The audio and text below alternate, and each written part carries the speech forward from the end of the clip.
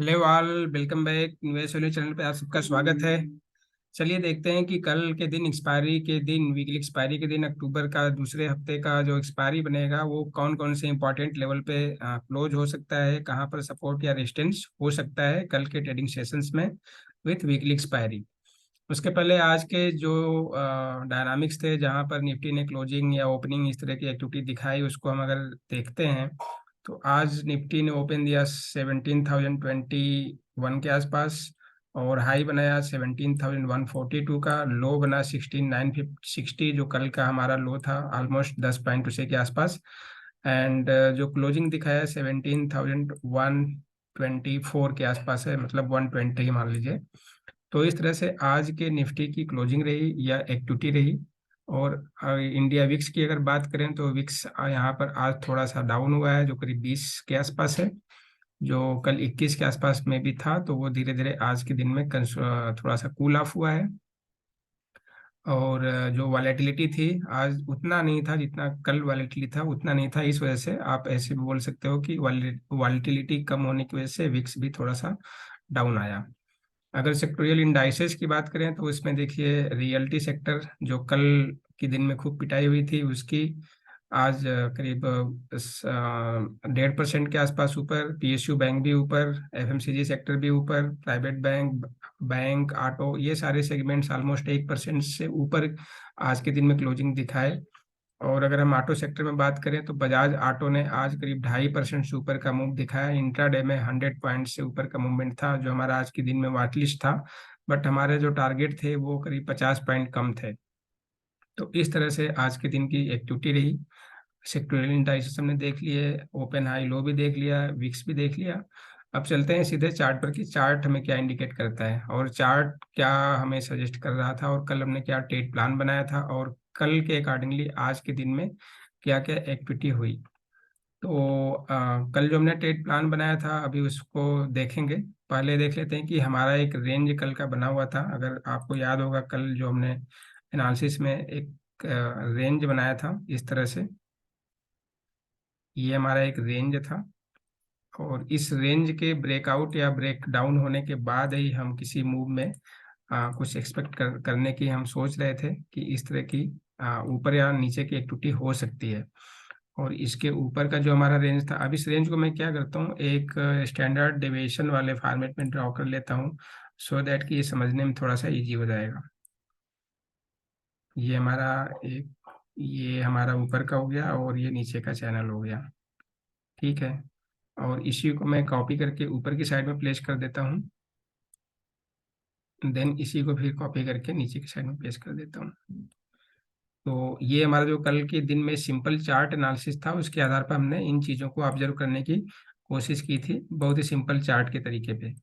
बस trend line आप ऐसे बोल सकते हो, ट्रेंड लाइन या स्टैंडर्ड डेविएशन या पैरेलल चैनल के बेसिस पे, चैनल के आधार पर ऐसे बोल सकते हैं कि चैनल के आधार पर हमने चार्ट के लेवल्स को आइडेंटिफाई करने की जो हमने कोशिश की थी, उस कोशिश में हमारी कितनी सक्सेसफुल रही, आज उस चीज़ को हम अगर मेजर करें तो ये हमारा कल का था। कल की क्लोजिंग हमारे इस नीचे वाले चैनल में हुआ था।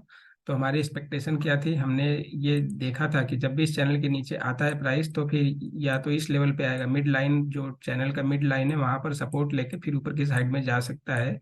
या तो अगर इसी लाइन पे सपोर्ट लेता है, जैसे पीछे हुआ है, यहाँ पर देखिए, यहाँ पर सपोर्ट लेके फिर ऊपर चला गया, तो अगर पीछे जैसा हुआ है तो उसी तरह का एक्टिविटी हो सकता है। तो आज एग्जैक्टली कुछ ऐसा ही हुआ, हमारी एक्सपेक्टेशन यहाँ पर थी लेकिन पहले ही मार्केट ने मूव दे दिया। तो बट कोई बात नहीं, तो हमारे लिए बेटर ही रहा। और इस मूवमेंट के बाद फिर निफ्टी ने बीच का जो करंट चैनल था, जिस चैनल के बेसिस पे ने ऊपर और नीचे कॉपी पेस्ट किया, ये मान लीजिए पेरेंट चैनल है, ये सेकेंडरी चैनल है, ये सेकेंडरी वन है, ये सेकेंडरी टू है। तो parent channel, secondary channel one और टू, दोनों जो चैनल्स हैं, उन चैनल में बीच का जो पेरेंट चैनल या जो मेन चैनल था, उसी के जो अपसाइड का जो मिडिल लेवल था, अपसाइड चैनल लाइन के नीचे का जो मिडिल लाइन था, उसी के आसपास प्राइस गया। और वहां से फिर रेजिस्टेंस लेके फिर नीचे की तरफ आया, और फिर वहां से रिट्रेस करके फिर मिडिल चैनल लाइन को ब्रेक किया और ऊपर में जाके क्लोजिंग दिखाया रेजिस्टेंस लेवल पर। देखिए जो हमारा एक रेजिस्टेंस ये था, जो हमारा 17,140 160 के आसपास लेवल था, वहां पर रेजिस्टेंस लेकर वहीं से रिवर्स होके फिर उसी के आसपास लास्ट आवर में क्लोजिंग दिया और उसी के आसपास में कंसोलिडेट भी करता रहा। तो इस तरह से हमारी ये जो कल की एनालिसिस थी, उस एनालिसिस के बेसिस पे सिंपल तरीके से हमने एनालिसिस किया था, विदाउट एनी इंडिकेटर, बिना कुछ और मतलब और तामझाम के, मतलब सिंपल तरीके से। उसके अकॉर्डिंगली बिल्कुल एक्यूरेटली निफ्टी ने इस ट्रेंड को या इस चार्ट को परफेक्टली रेजिस्टेंस या रेस्पेक्ट किया और प्रॉपर जगह पर रेजिस्टेंस लिया और प्रॉपर जगह पर सपोर्ट लिया, जैसा कि हमारे ये सारे लेवल्स आपको यहाँ पर दिख रहे होंगे। सो अब आगे का क्या यहाँ पर आज हमने टेलीग्राम चैनल में एक अपडेट दिया था कि निफ्टी ने 5 मिनट के चार्ट पर कप एंड हैंडल पैटर्न बनाया हुआ है और इसका टारगेट अगर 17,041 के ऊपर रहता है तो 17,131 हमारा नेक्स्ट टारगेट रहेगा। अब देख लीजिए, उसको भी हम समझ लेते हैं कि वो किस तरह से बना और किसका इसका क्या इसका नेक लाइन था और किस तरह से पैटर्न को प्रॉपरली पैटर्न ने काम किया। चलिए ये देखते हैं, ये हमारा एक नेक लाइन है। यहाँ से देखिए, मैं आपको ड्रा करके दिखाता हूँ। ये आपका कप का नीचे का पार्ट हो गया, सॉरी, ये आपका कप का पार्ट हो गया। और यहाँ से देखिए, फिर यहाँ से रिवर्स हुआ तो हैंडल हो गया और उसके बाद फिर यहाँ से ऊपर के साइड में टारगेट दिया। और सबको पता है कि कप एंड हैंडल हैंडल के पैटर्न में जितनी कप की डेप्थ होती है, जो जितनी उसकी गहराई होती है, उतना ही उसके ऊपर का टारगेट होता है। तो अगर आप इसके टारगेट को मेजर करो, तो मैंने क्या करा, मैं ज़्यादा उसमें मेजर करने की बजाय सीधे मैं रेक्टेंगल लेता हूँ और रेक्टेंगल से नीचे ऊपर का लो हाई लो ड्रा कर लेता हूँ और इसको कर देता हूँ सिंपल ऊपर की साइड में प्लॉट। तो अगर ये आप देखोगे तो ये टारगेट कितना बनता है, 131 का एग्जैक्टली। तो और निफ्टी ने हाई कितना बनाया, 142 का। 10 मैं बोलता हूँ हमेशा कि 15 से 20 पॉइंट का हमेशा प्लस माइनस। तो देखिए एग्जैक्टली यहीं पर गया और पहला बार इसने रिट्रेस किया तो 100 के आसपास, 105, 17,105 का हाई बना और उसके बाद रिट्रेस हो गया पूरा का पूरा। और कहाँ पर सपोर्ट लिया, बिल्कुल डॉट नेक लाइन पे। नेक लाइन पे सपोर्ट लेने के बाद फिर वहां से वन वे सीधे इसने पूरे टारगेट को अचीव करके फिर उसके बाद रिवर्सल दिया। तो इस तरह से छोटे छोटे टाइम फ्रेम पे भी हमारे टेक्निकल जो पैटर्न्स हैं या जो टर्म्स हैं वो भी हमारे पास ये फुलफिल होते हुए दिख रहे हैं। तो इस तरह की भी आइडेंटिफिकेशन आपको मिला। पहला चीज ये हमने कप एंड हैंडल पैटर्न के बेसिस पे ये चीज बताई और वो फुलफिल हुआ। सेकंड, फिर देखते हैं कि अ, कौन से लेवल पे हमने ये बोला था कि बेरिश नहीं बनना है। क्यों नहीं बनना है, देखिए ये एक ट्रेंड लाइन आप ऐसे ड्रा करते हो, राइट। ये आप ट्रेंड लाइन को आपने ड्रा किया, ये कल से यहाँ पर देखिए हाई रेस्पेक्ट करके नीचे रिवर्स हुआ, यहाँ जा रहा था, रिस्पेक्ट किया, नीचे आ गया, फिर ये ऊपर गया, उसके पहले रिवर्स आ गया, लेकिन फिर यहाँ भी रेजिस्टेंस लेके नीचे आ गया। पूरा ही देखिए पूरा का पूरा जोन यहाँ पर गया। यहाँ पर देखिए ऊपर गया, रेजिस्टेंस लिया, फिर नीचे की तरफ, फिर अप साइड में क्या हुआ। कल हमने कैसे बात करा था कि अगर कोई भी बाल अप साइड से नीचे की साइड में गिरता है तो पहला जंप करेगा तो वो हाई रहेगा, उसके बाद वो दूसरा जंपिंग करेगा वो थोड़ा सा स्लो नीचे रहेगा, फिर इस तरह से उस बाउंसेस के बाद वो क्या होगा, फ्लैट हो जाएगा। वो जो सरफेस होगा वो सरफेस पे बिल्कुल फ्लैट हो जाएगा, कोई भी बाउंसिंग या इस तरह का एक्टिविटी नहीं दिखेगा। अब यहाँ पर क्या होगा, दूसरा तरीका भी ये क्या है कि अगर किसी भी चीज पे यार बार बार एक चोट करते जाओगे तो क्या हो जाएगा, वो चोट करने की वजह से वीक हो जाएगा। अब देखिए यहाँ पर रेजिस्टेंस एक बार लिया, एक बार इसको चोट लगा, दूसरा बार इसको चोट मारा गया, तो फिर तीसरा बार इसको चोट दिया गया, चौथे बार चोट दिया गया, तो 4 बार इसको चोट दिया गया। और इसका मतलब क्या होगी, अब ये रेजिस्टेंस ऑलमोस्ट कंप्लीट हो चुका है, मतलब अब इसके अंदर दम नहीं है, क्योंकि इसको 4 4 बार इसको तोड़ा गया है, इसको पीटा गया है, तो अब इसके अंदर कोई दम नहीं रहा।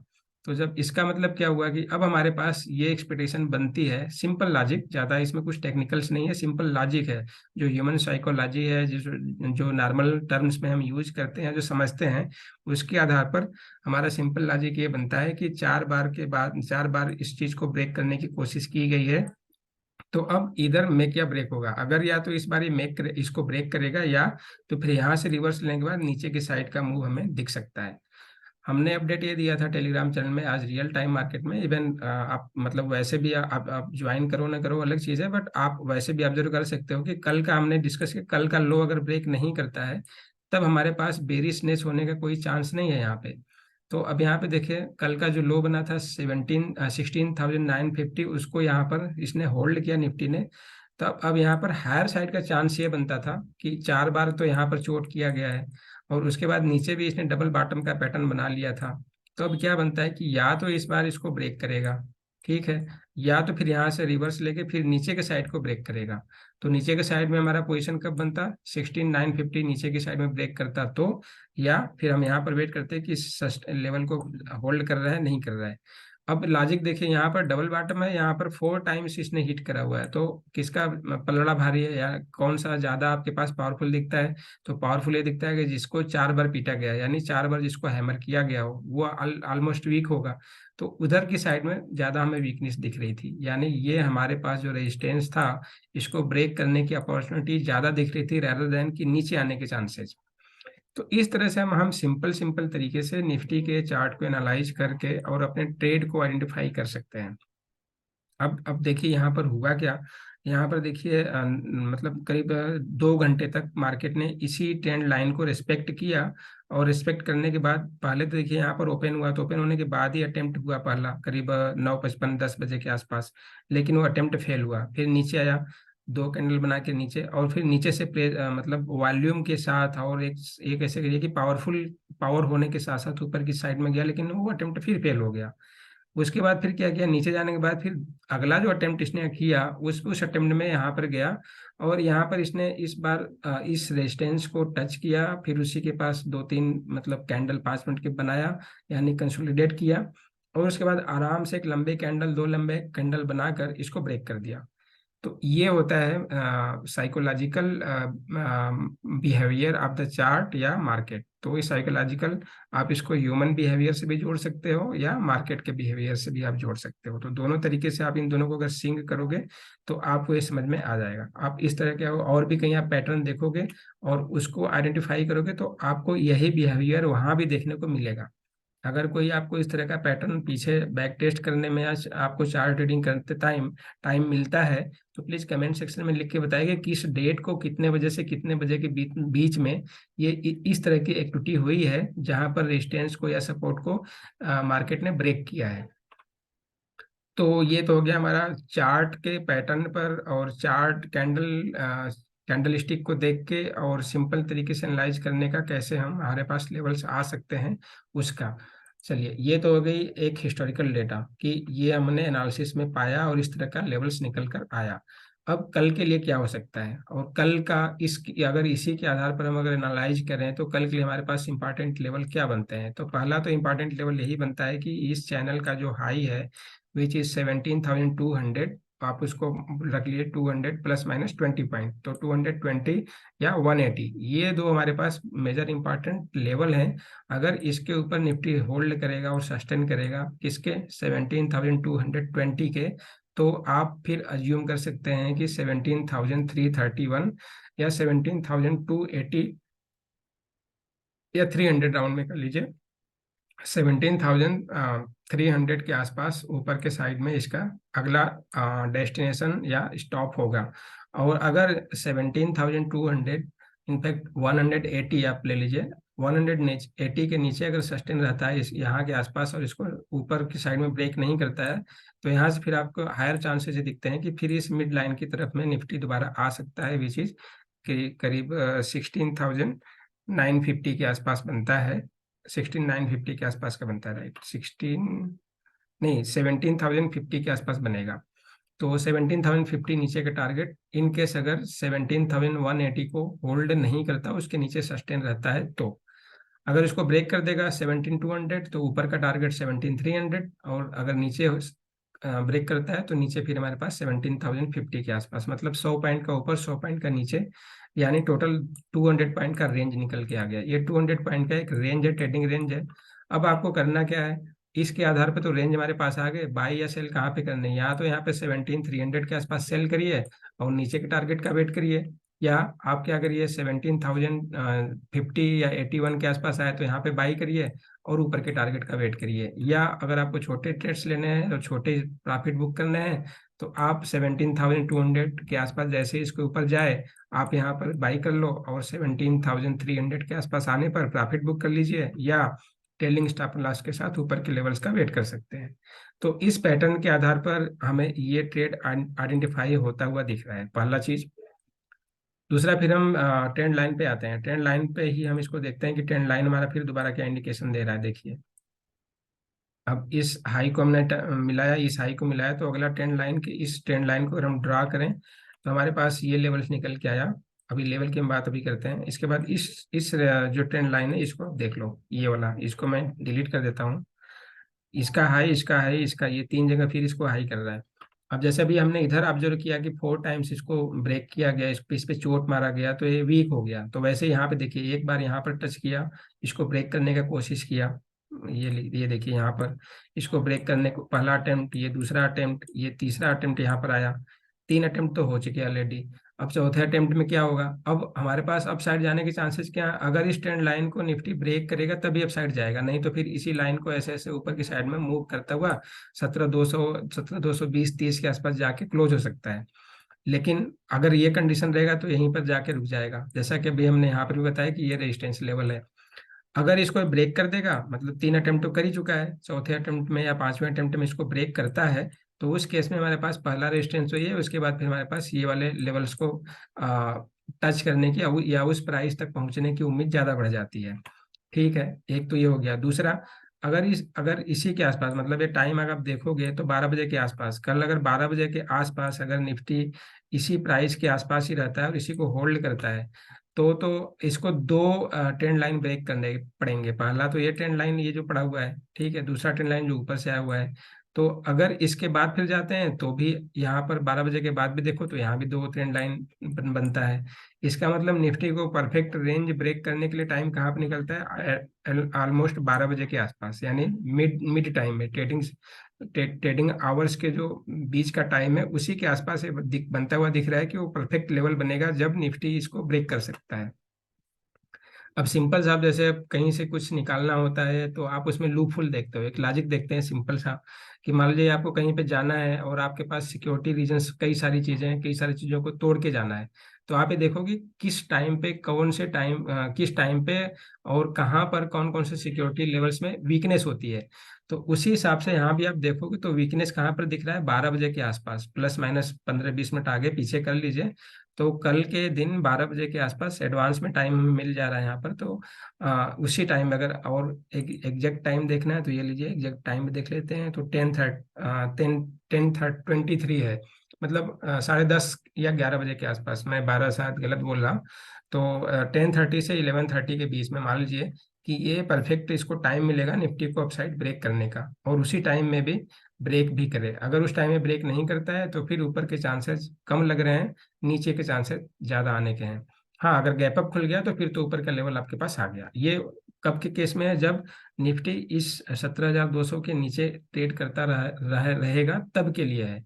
अगर इसके ऊपर चला जाएगा तो हमारे सारे कंडीशन खत्म हो गए, नल एंड वाइड हो गए।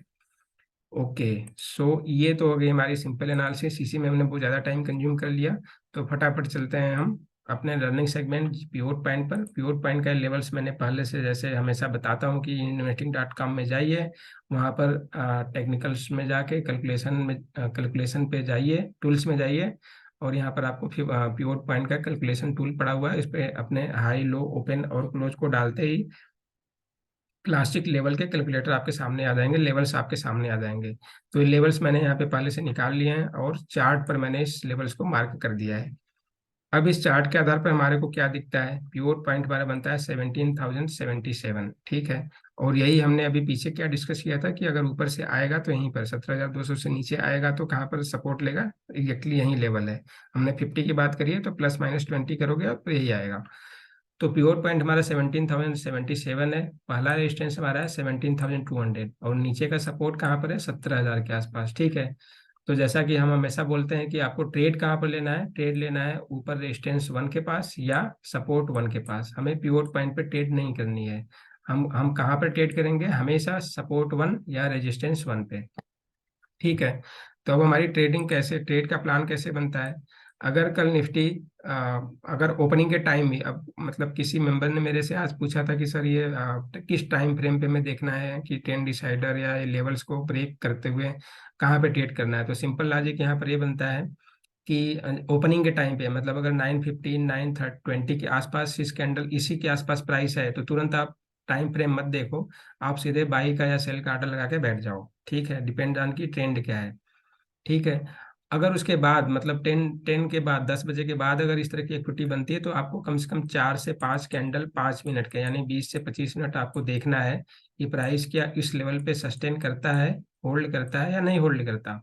इन केस प्राइस इसके नीचे इस तरह की मूवमेंट दिखाएगा तो हम यहाँ पर नीचे की साइड सेल करेंगे, या प्राइस इसके ऊपर इस तरह का होल्ड करेगा या ऊपर की तरफ में ऊपर की लेवल्स पे सस्टेन करेगा तो हम ऊपर की साइड में बाई करके बैठेंगे। तो सेम फंडा यहाँ पर 17,200 के आसपास अगर निफ्टी आता है और उस प्राइस के ऊपर अपने को सस्टेन रखता है एटलीस्ट 20 से 25 मिनट, देन हम बाई करके बैठेंगे फॉर द टारगेट 17,260 से लेके 17,376। लेकिन बीच में यहाँ पर देखिए जो रिसेंट हाई बना है 17,336, तो यहाँ पर रेजिस्टेंस ले सकता है। तो हमारा टारगेट ये आने के पहले हमें यह दिख रहा है कि 17,336 का टारगेट बीच में इसको रोक सकता है, एक तरह से अवरोधक का काम करेगा, ब्रेकर का काम करेगा। ये हमारे पास ऊपर साइड के लेवल निकल गए, किस केस में, बाई के केस में। अब अगर निफ्टी क्या करता है, 17,200 के प्राइस के मूवमेंट प्राइस के आसपास नीचे की साइड में सस्टेन रहता है, तो इसको टू बी प्रिसाइज हम कर देते हैं 17,180, 17,180 के आसपास ही रहता है, ऊपर नहीं जाता।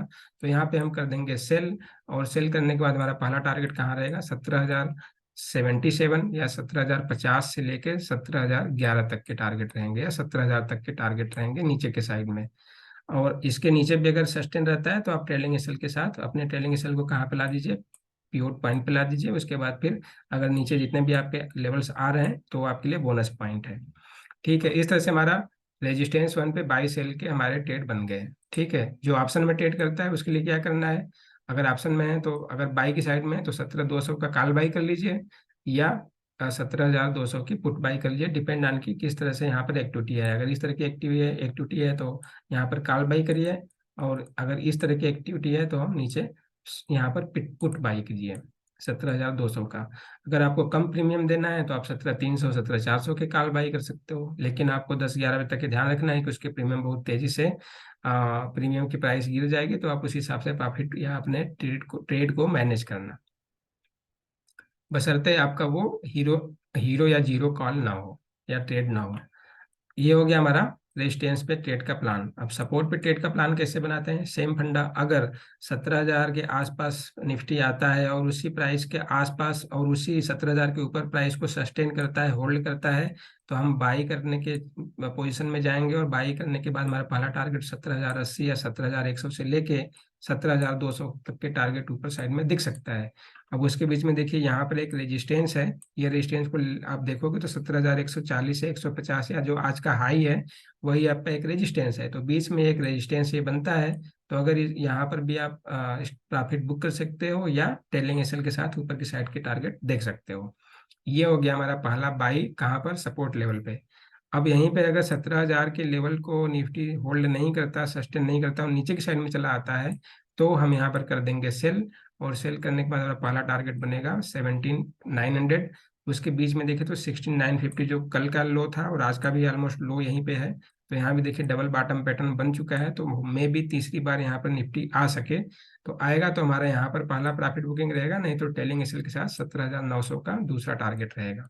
और उसके नीचे भी जाता तो 17,830, सॉरी 16,830, और ये मैंने साथ 17 बोल दिया तो ये 16,900 का रहेगा।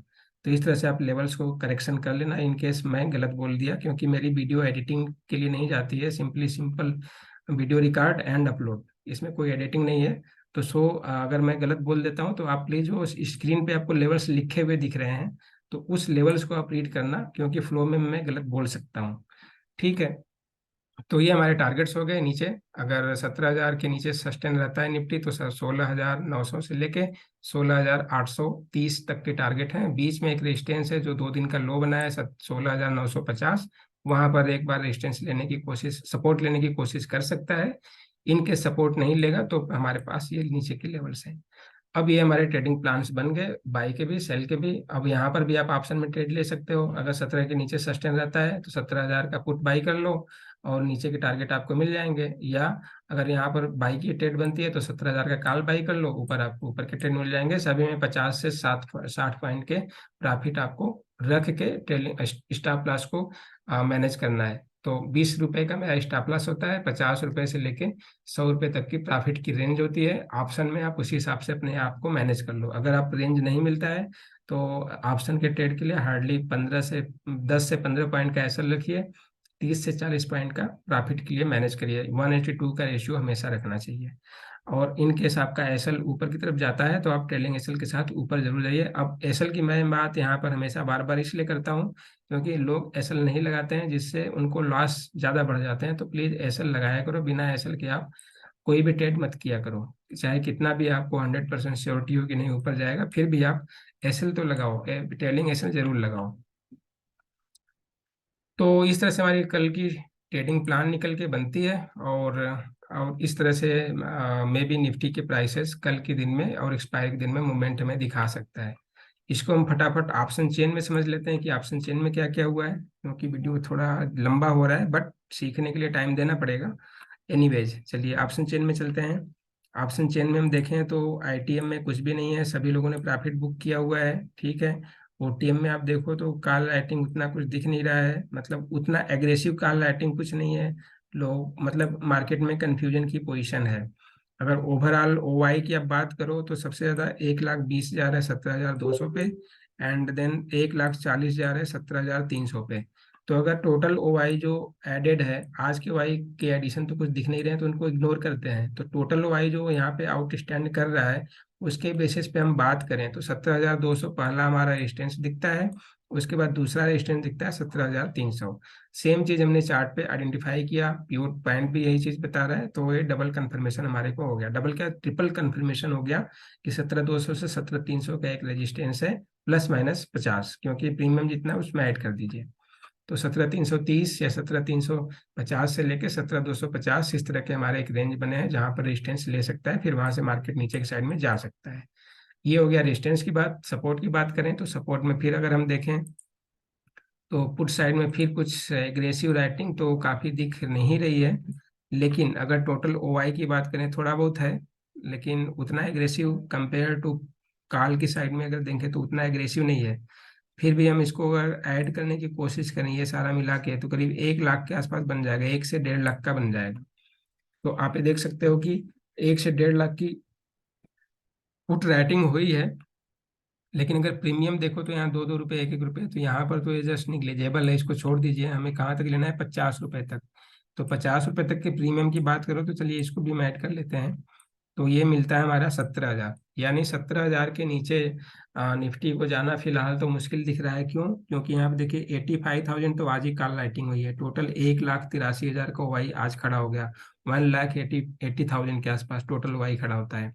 और उसके नीचे भी देखिए 17,100 पे टोटल वाई करीब आपका कितना खड़ा है, 40,000 आज ही ऐड हुआ है, और उसमें टोटल 1 लाख और ऐड हो जाएगा। मतलब आप देखो तो 2-3 साढ़े 3 लाख के आसपास टोटल यहाँ पर वाई खड़ा हो जाता है 17,000 के नीचे जाने पे। तो इनको इतना लॉस होगा तो ये कवर अप करने के लिए आ सकते हैं शॉर्ट कवरिंग में, फिर क्या होगा मार्केट फिर ऊपर भाग जाएगा। तो स्ट्रांग सपोर्ट ये दिख रहा है, पुट का डेटा इंडिकेट ये कर रहा है कि 17,000 के नीचे निफ्टी को जाना थोड़ा सा मुश्किल है, ±50 पॉइंट। 16,950 एक एग्जैक्टली सपोर्ट लेवल है जहां पर निफ्टी सपोर्ट लेगा। तो हमें क्या करना है, 16,950 के आसपास अगर कल निफ्टी आता है, बाय द वे गलती से भी भूल के भी, तो तुरंत हमें बाई कर लेनी है। मे भी कल के एक्सपायरी करना करके, बल्कि अगले एक्सपायरी का कर लोगे तो और बेटर रहेगा। आपको फिर ऊपर के लेवल मिल जाएंगे 17,200 से 17,250 से लेकर 17,300 तक के टारगेट मिल सकते हैं। सो ऑप्शन डेटा भी हमने एनालाइज कर लिया, प्योर पॉइंट भी हमने स्टडी कर लिया, चार्ट पैटर्न भी हमने स्टडी कर लिया, साइकोलॉजी भी हमने स्टडी कर ली, एसएल का भी सब कुछ हमने स्टडी कर लिया। और आई होप कि अब सारे स्टडीज में आपने कुछ ना कुछ टाइम दिया तो कुछ ना कुछ आपको गेन मिला होगा, आपने कुछ ना कुछ सीखा होगा। सो अगर आपने कुछ सीखा तो लाइक सब्सक्राइब और शेयर जरूर कर दीजिए, सो दैट कि हमें भी थोड़ा सा बूस्टर डोज टाइप का अप्रिसिएशन आपके लाइक और सब्सक्राइब से मिले। और आगे हम इसी तरह की इंटरेस्टिंग वीडियो बनाने के लिए थोड़ा सा और प्रफुल्लित और उत्साहित या एक्साइटमेंट के साथ आए, और आपको इस तरह से कुछ चीज नई चीज़ों को आपको प्रेजेंट करके आपको कुछ नई तरीके से कुछ टेक्निकल इनहेंस करने की कोशिश करें, नॉलेज को गेन करने की कोशिश कर सकें। सो आज के लिए इतना ही, कल मार्केट क्लोज होने के बाद फिर मिलते हैं, तब तक के लिए थैंक यू सो मच।